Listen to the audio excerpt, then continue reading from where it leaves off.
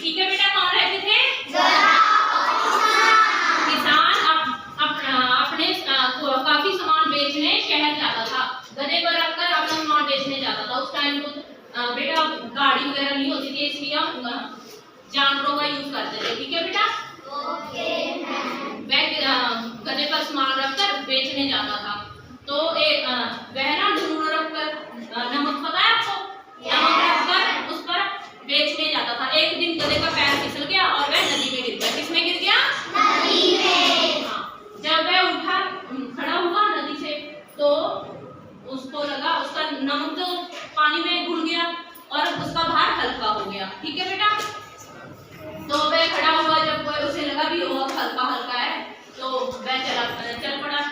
ठीक है, तो एक दिन उसको पता चल गया भी ऐसे गिरने से भार हल्का हो जाता है, तो वह रोज ही ऐसा करने लगा। जब भी किसान उसे ले जाता, वह नदी में बैठ जाता।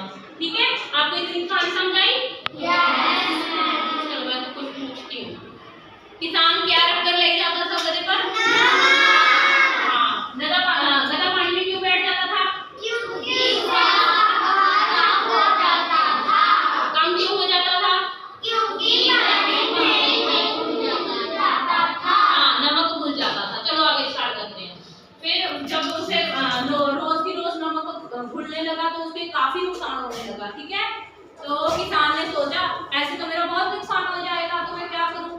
फिर उसने एक आइडिया सोचा। ठीक है, उसने सोचा ऐसे करता हूँ भी, इसकी नमक की जगह रुई डाल देता हूँ आज। तो उसने नमक की जगह रुई डाल दी। रुई तो पहले ही हल्की होती है, आपने उठाई है कभी रुई? किसने रुई देखी है?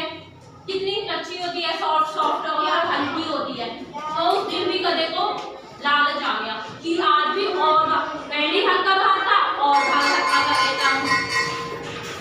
ठीक है,